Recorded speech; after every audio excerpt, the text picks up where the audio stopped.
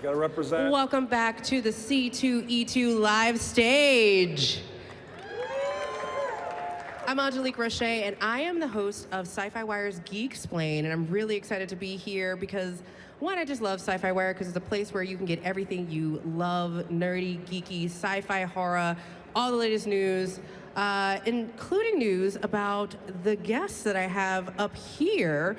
You know, I feel like I don't really have to introduce this guest because everybody knows, but I'm going to anyway because it's my job. I am joined on stage right now by Marc Silvestri, who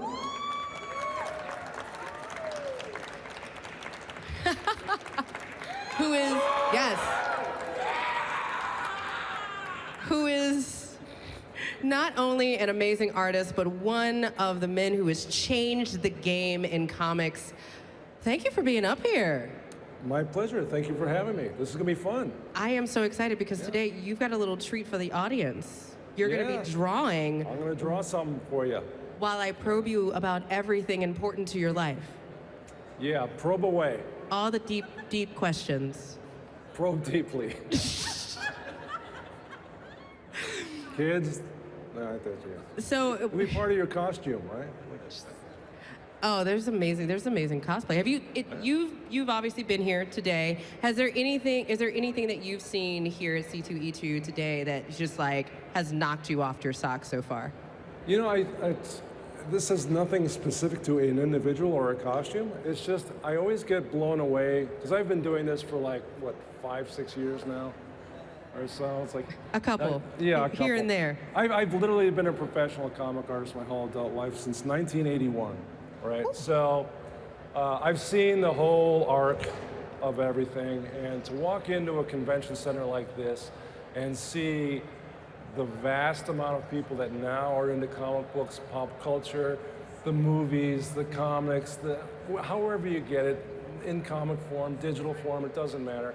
But the sheer numbers and the sheer fact and the sheer diversity of the parents, the kids, the women, the girls, the men, the boys, all of it that didn't exist at conventions not that long ago. It's like, that just like warms my... Hold on, Did my mic go off? Yeah, there we go, we got you. That's all right? All right. Well, and that actually brings up one of the questions I want to ask a little later, but why not ask it now? Like, you've seen such an evolution of comics. Like, literally being part of the disruption that brought comics to a place where the artist was center. Which, you know, we were talking earlier about this idea where a lot of us follow the creator now.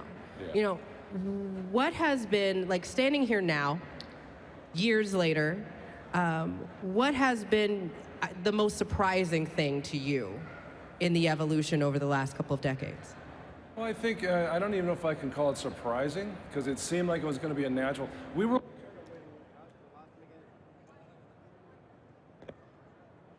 Yeah? Am I off? I'm sort of, I'm back. Yeah, we're gonna keep talking. They got you. Yeah, it's my superpower. My his power is energy to annoy the audience as best as possible. You're disrupting your own mic. So when Image Comics started. Yeah, when Image Comics started, we were like 7 guys that just wanted to cause trouble. We were disruptors, and you know, we thought we were getting a raw deal from the big publishers. And we thought that because we were getting a raw deal from the big publishers. And we thought we could kind of do it better on our own, which, you know, depending on what day that was a good idea. We got a handheld right behind you. Oh. Boom. Wow. Magic. Now we're, yeah. Now we're cooking with grease. Right. So it's like, back then, we thought that, this was way before anyone understood that there were superheroes in the mainstream, in the pop culture mainstream, or anywhere, that didn't start with the word super, end with man, or start with the word bat and ended with man. You know, and then there was Spider-Man in there, but that was it. That was the entire superhero universe. You know, so back in '92 when we started, you know, this was before the X-Men even became part of the public consciousness. So we thought, you know what, we're not sure yet how much of an effect we'll have outside of comics, but within the comic industry, we knew that we were going to cause some bruises, and we were going to get noticed. And we kind of started to think about, you know what, there's other media out there that might be interested in something that wasn't Batman or Superman. You know, and Todd came out with the Spawn movie years ago. So, I mean, for us, it seemed like a natural. We were just kind of waiting for what was going to break through that Batman-Superman ceiling. You know, because one of them had to show the rest of the world that there were other superheroes that existed. Yeah. And for me, I think, you know, we had Witchblade that came out on TV, on TNT, like in 2000 or something like that. So we were kind of ahead of the curve on that. We were pretty surprised we got, you know, female lead that wasn't Marvel or DC on actual television, so that was pretty cool. But for me, everything kind of changed when Robert Downey Jr. put on the suit of armor. You know, and Marvel kind of put everything in that basket. And I think if Iron Man would have failed, we all would have been maybe doing something different for a living today. Yeah, because that would have shown that no, if you're not Batman or Superman, it's not going to work. Well, today you're going to be doing some drawing for us. Yeah, I'm going to make of a superhero that doesn't have any armor. Well, not in his actual. I mean, yes, armor-ish. Yeah. Let's ask the audience. What do you guys want me to draw? Wolverine? Okay, I'll draw Wolverine. I like how there was like a complete consensus so quickly. I know, right? Just Wolverine. Like, I mean, you couldn't hear that at home, but it was unanimous. Deafening. Yeah, I'm going to draw Wolverine for all of you, and it's for a really good cause, for St. Jude's Hospital for the kids. So if it blows, I'm sorry, but you know it's for a good cause. So pony up some cash for it. It's for the kids. It's for the kids. Plus, my ego is really shallow. I'm very, very fragile, and it's like it'll hurt my feelings. So, but it's for the kids. We're going to draw Wolverine for you. And I can talk and we can answer questions or whatever you want to do. Yeah, we'll do it. We'll make it. What I'll do is if your mic goes a little haywire, I'll come over with my handheld as you're answering. It'll be great. Hand signals. So can you let folks know the Wolverine has a very long legacy. Where are we going with Wolverine? Are you just gonna be inspired as you draw?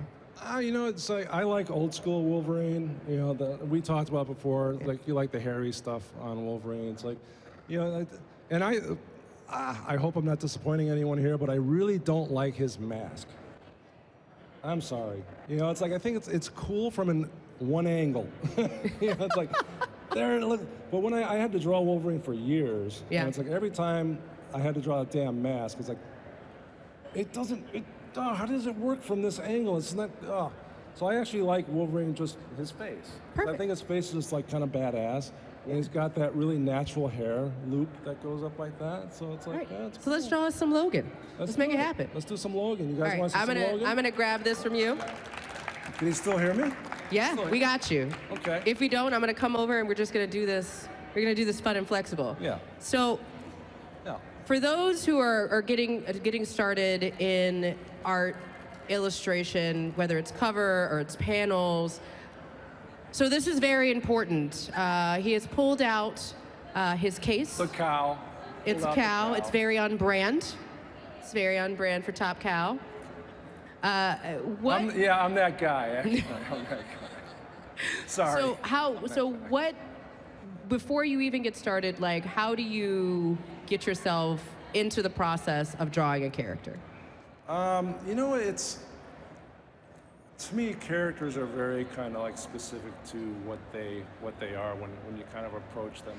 Like I'm doing a Batman project right now, which is a Batman Joker team up, which is kind of fun because they have to work together against a new common enemy, and like that's just like loads of comedy and drama just inherent in that. And I approach Batman differently than I approach Wolverine, you know, or Logan, as it's going to be today, because. I don't know about you guys. Batman's my favorite character, but let's admit what he is. He's a sociopath, right? I mean, that's what he is. Like, and if I were going to ask you who you wanted to be in a bar and have a beer with, would it be Wolverine or Batman? I would say Wolverine, right? Because he's the guy you can trust. You can hang out with him. He's got a code of honor and all that. Batman. You can't trust that guy, right? You know, because he's after one thing. He's after the bad guy, and he doesn't care what's between him and the bad guy. He'll shiv you in the back to get to the Joker, right? Wolverine, you can trust that guy. Right? It's like you put yourself in a mindset of like, Wolverine has this code of honor. He's got this nobility about him. He's not necessarily a sneaky guy, you know? I mean, he's stealthy, but he'll face you face to face. And you kind of, if you can, also combine that ferocity that he has, which I'm going to kind of do with it this time, because I think it's kind of more fun, and especially, you know, if we're going to try and sell this thing, you want to see his claws. So he's got that side of him, but he never really loses his mind anymore. I think early on he did, but now it's kind of like he loses his mind when he needs to. Yeah, he uses it strategically. Yeah, he goes nuts strategically. So I'm gonna do a drawing of him with his claws and probably have him just kind of doing some superhero thing. So all right. We'll see what happens. I don't know what I'm gonna do, but we'll see what happens. So he's got his #2 pencil. I'm guessing that's the #2 pencil. Yeah. Any artists out here? Yeah? Aspiring or professional or, yeah? Who wants to be a professional? All right. You're still young, it's not too late, you can change your mind. You know? You can run and we will not judge you. All right, so we're about to get some #2 pencil action. Let's get it. I'm gonna lay out something and we'll see what happens. I guess we'll just do it here. Yeah. I love it. And one of the really cool things about art, as you start getting... Sorry, my backside, do you care? Are you guys okay with... No. I want to say it, but you know what I'm about to say. All right? Yeah, okay. Everybody seems to be fine with this view. Now I cannot see you. I wasn't trying to be cool. I literally cannot. Now I can see you and now I cannot. So, sorry. But I got to do this. You got this. So, yeah. So what do you need to know? What do you want to know? So, you know, your job is, and I quote, is to really work on, I mean, because I feel like there's a point where if you love what you do so much, it's not a job. But your job is to help develop, create, find, and promote the next generation of superheroes. Right. What does that mean for you? The next generation of superheroes? That's a tough question because if I really knew the answer to that, you know, you'd already be doing it. I wouldn't even have to work. I just go, oh, that's the next one. It's like, no, but I mean, you kind of take a guess. And for me, I have just a few rules about creating superheroes. Okay. Or heroes in general. You know, I think the first one is, ultimately, it's, you gotta wanna be that person, right? They can be dark and brooding like Batman. They can be, you know, a little more cheerful and upbeat like Captain America, but you kind of, depending on your taste, ultimately you want to be that person, right? So I think that's very important. Like if you're into monsters, you said you were into horror, right? I was. Yeah, it's like you want to be Dracula, not Frankenstein.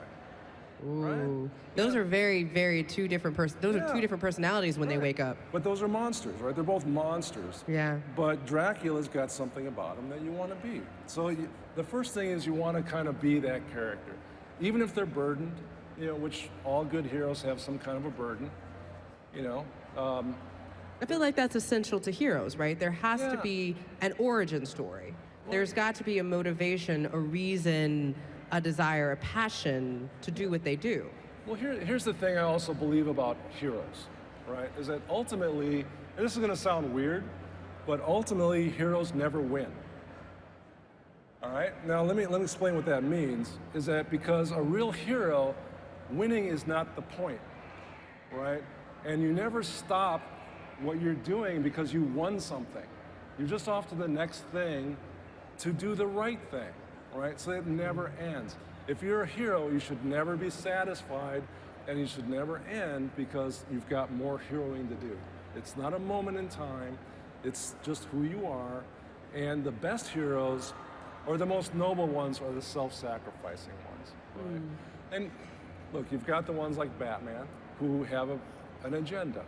That's why you can't really trust the guy, right? It's like, he's haunted. He's got a lifelong agenda. He does, you know, he's motivated by vengeance, right? Captain America is motivated, like Superman, motivated by justice, motivated by injustice. They want to help. Batman is motivated by vengeance. He's a force of nature. So if that's your thing, if that's what you find like attractive in a hero, go for it. But that's why you can't trust them. So we got personality, we've got never wins. What else makes a superhero? Well, I think you know, if you're looking at wish fulfillment, which is that's a huge ingredient in being a superhero. Otherwise, you're just a hero. Right? But the word super kind of goes in there because there's some hint of a power, something that normal people can't do. So, you know, obviously you have to have an interesting power, you know, whatever that is, something physical, something that you can see. Like we're in comic book business, so you have to kind of be able to draw that power in an interesting way. So that's, maybe it's limiting a little bit, but it's what you have to deal with. So you need something interesting, like Wolverine. You know, he's got his claws. That's the physical aspect of it. You know, unless you want to think of his hair as a power, because that's pretty cool. I mean, he does have sweet, sweet hair game. He's got the sweet hair. And I think one of the genius things about Wolverine, aside from the physical, you know, the aesthetic of the claws, was making him unbreakable. You know, the adamantium bones. And what's key is the fact that he feels everything. He feels the pain. You know, and that's something we can all relate to. The thing that's indestructible out of it is the bones, but he feels the pain. So when he goes into battle, when he goes in to fight a bunch of ninjas or what have you, one of the keys to Wolverine that makes him brave and a hero is that he's gonna hurt. You know, but he still goes in there unafraid. He'll still rush in knowing that that arrow or whatever, that It's blade, gonna hurt. it's gonna hurt. He won't die, but it's gonna hurt. And I think that was one of the best things about his creation is the fact that he's got that healing factor. You know, so he goes in there, he gets hurt, he gets messed up, he gets better, but he's not Superman. You know, he gets messed up. Superman runs into a burning building. He comes out unscathed. Yeah, he'll singe his cape maybe. Who knows, whatever that's made out of. But, you know, Wolverine, you know, he goes in there, he's gonna feel the pain. So I gotta ask, if you had a superpower, which actually you might have a superpower, I don't know. The Mikes have had their time with you today. What would it be? If it was physical, I think, you know, sorry, just flying. I mean, know, it's like snores, but flying. Don't ever trust anyone that says they want to be a mind reader, by the way. If their favorite character is Xavier, they're no friend of yours, trust me. He's dropping life knowledge right now. Ask your friends.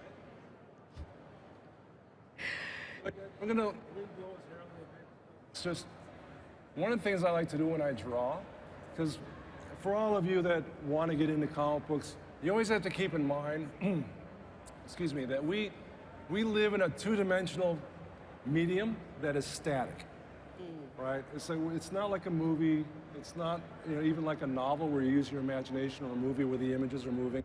It's static. So our job as illustrators is to give the illusion of motion, right? So whenever you can, you kind of do something dramatic, like I'm gonna just give him some hair that's moving. And you can kind of see how he's coming together a little bit here. Can you guys see okay? A little bit? And at this point, I'm kind of just getting a feeling of who he is. And like I was telling you, I'm gonna make him the more savage Wolverine. And I'm gonna have him coming forward, because that's dynamic. And again, because it's a two-dimensional medium, you kind of want to, as often as you can, give the illusion of 3D. That's why when you're drawing a panel with a background, you want to have the foreground, midground, background clearly defined, so that the reader's brain gets fooled. It's like, ooh, there's a lot more going on than there really is. That's an important aspect for all of you people that, you know, I'm sorry that you want to get into the business, but, you know, that's up to you. But that's something to keep in mind, is that it is a static medium, and it's your job to make it less so. So when you're doing this kind of work, and as you're rendering, and what is your trick when you, because you've done a lot, so you have a lot of referencing to follow. And I'm sure you've done your share of references in the day. But for folks who are just getting started, like, and you're like, how do I draw a hand? What do I do with these feet? Use yours. Get a mirror, put it on your drawing table. Use yourself as much as possible. If you have a mirror, you can use your own hands. You know, use that. Don't be afraid. I use reference when I need to, especially if it's a specific building or if it's someone sitting in a chair. I just can't get it. I just can't get it to feel right. I'll find some reference. Don't be a slave to reference, okay? Look at it, put it away. That's one of the things that's a pet peeve of mine in a lot of art that I see these days is that I've seen that pose. I've seen it, that other guy drew that same pose, sitting in that chair, and I know where you got it. You know, it's like, just look at it, get the feeling of what part of it you weren't getting right, get the gesture, it's all about the gesture. You notice, like, I'm here and I'm not putting in any details yet because I want to make sure the gesture is smooth and loose and free. And sometimes if you're a slave to the reference, it's going to be kind of stiff. And everyone's going to know, that looks like it came from a photograph. And again, where does that go back to? It goes back to it's your job as an artist to make the illusion of movement. And nothing can stiffen up your work more than just drawing something that already exists as a photograph. You want to have that life. You know, you want to throw those lines. You want to have that energy. And if you're a slave to reference, you're going to lose that energy. Did that make any sense? No? It's a lot of head noddings. It's a lot of head noddings. And we kind of had the conversation earlier about, you know, paper versus digital. I know I've been in a lot of conversations and Q&As where artists who are just getting started are just curious about what medium you started with, what medium you prefer, what do you find easier? Should I invest in a tablet? Like I've heard it all, and you are strictly paper. Yeah, you know, it's like I'm an old school guy because I'm old. You know, it's like, yes, I started on stone tablets. You know, it's like, but you know what? Yeah, I mean, I learned on paper and pencil because that's all we had. You know, computers hadn't even been created yet, let alone for the home. But there's one thing that, first of all, I get it. If you're digital, I get it. I understand why that's an important tool. You know, this is a time-sensitive business we're in, especially if you do concept work. I can't see you doing original stuff because you're just wasting everyone's time. Do it digitally. But for me, I love the tactile feel of the paper. I love the fact that I can tell what the temperature is or what the humidity is in my office based on how my pencil or pen is going across the paper. I just love that. Plus, and we touched on this before, and again, this is no.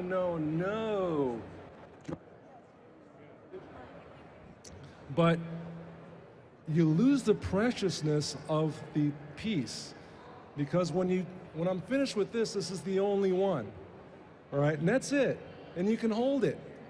You know, if you're good people and you bid some money on it for that good cause, you get to put this on your wall, and it's the only one that will ever exist forever, right? So you have that little precious piece of art, good or bad, and again, I could still screw this up badly. It's still the only one. Yeah. Right? And it's like, that's important to me. Yeah. You know, it feels like something. You know, so, and again, I get the tool. Yeah. I'm not even going to say that I just don't know how to work a computer.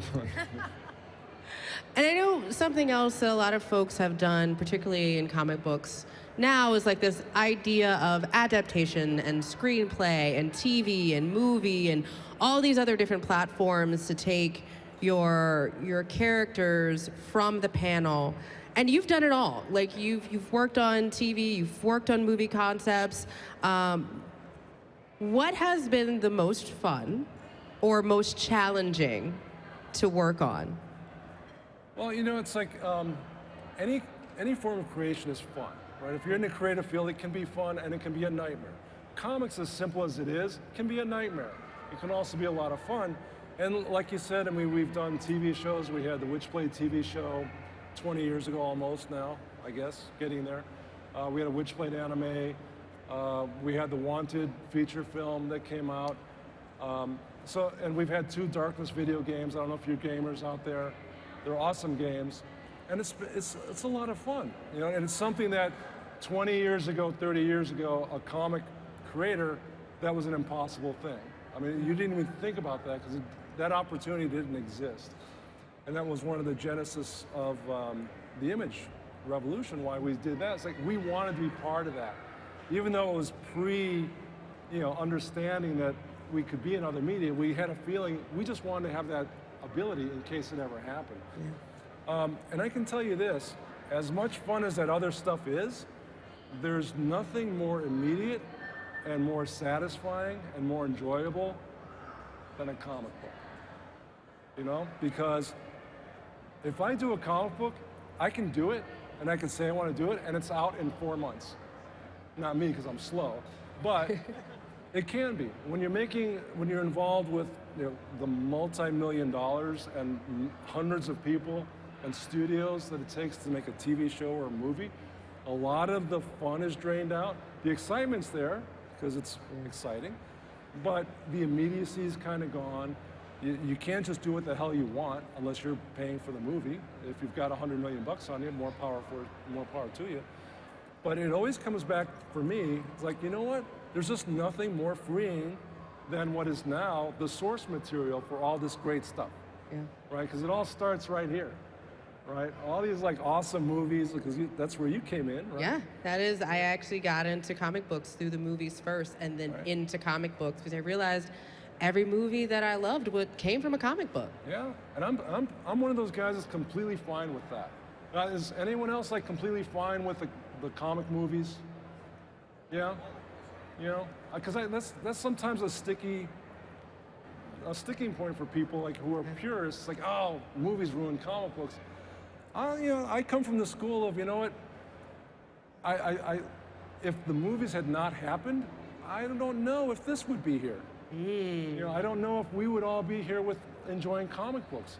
I don't know.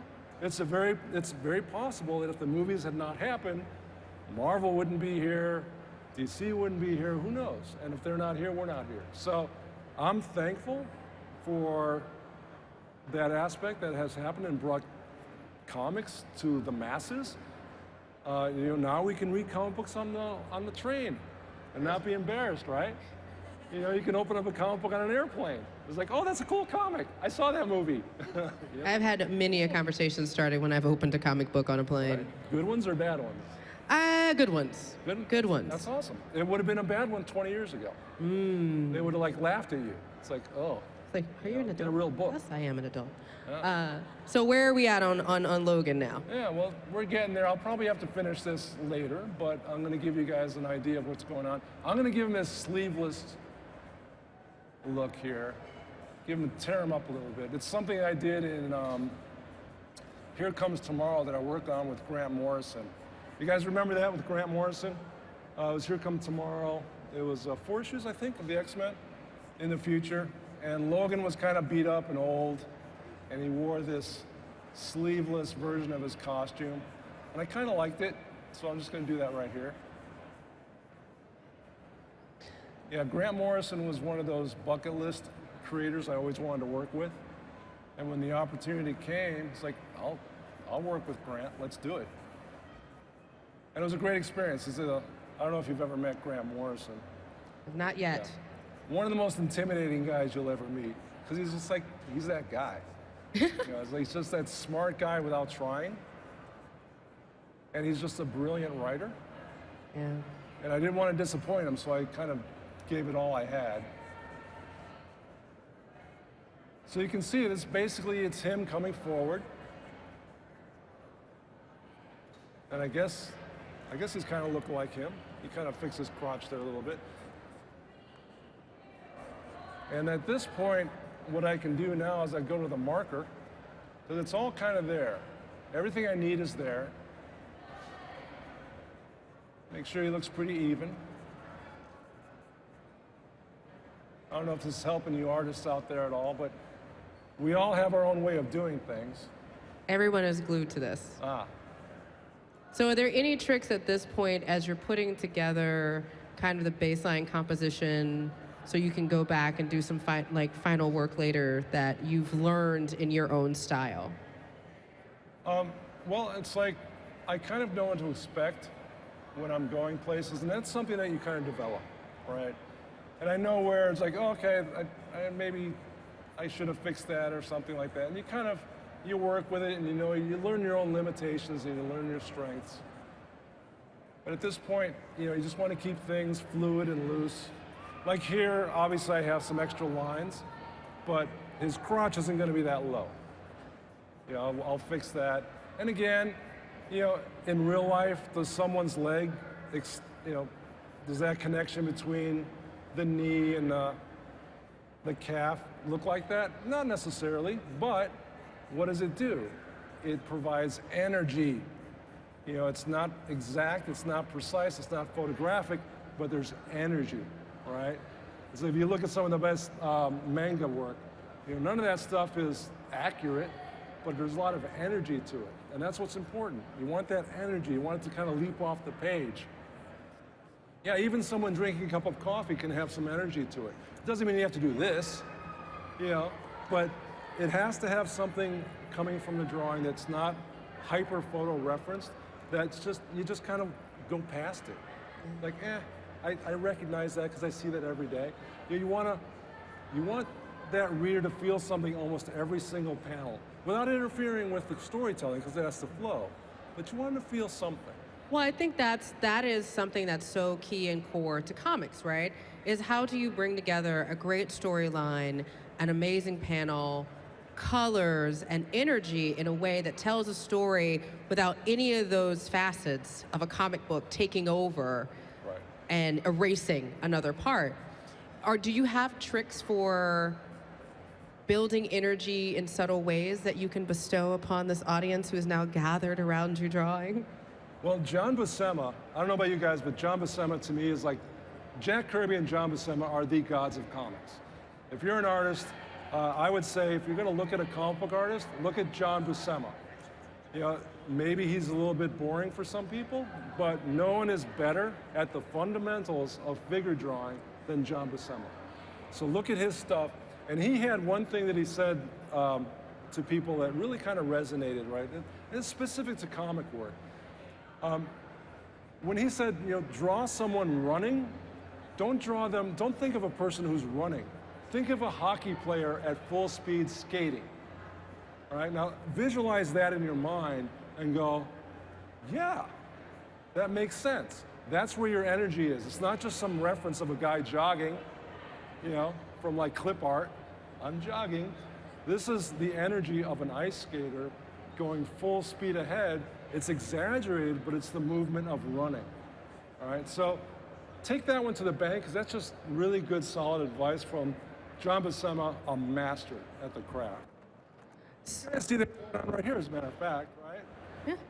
So we are going to be running out of time soon, and I have a question. In the 90s, if you could get in a TARDIS, a DeLorean, any kind of way to go back and tell your younger self, one sentence, you got less than 30 seconds before all of it happened, what would you say?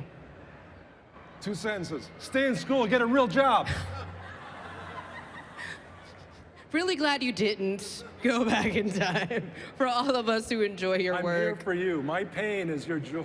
You are a real superhero. Thank you. Thank you. So I want to thank you so very much for this. I know you are going to finish this up. This is going to be auctioned off for charity, so please make sure that you are checking back and checking out this work. And for those of you who are at home watching this on your live stream or here, pull out your phones, use a hashtag C2E2, hashtag It's a Fan Thing to make sure you're following along with the conversations. Tweet out this amazing piece of work as of where it is right now so you can see what it looks like a little bit later. It'll be better. It'll be better. And don't forget, we have an amazing panel coming up. We have, oh man, I'm so excited. I'm gonna be in the audience for this one. The Animaniacs Voice Cast Reunion. Thank you so much, Marc. Thank you. This was amazing. Thank you. Thank you all. Thank you. Appreciate it. Bid for this.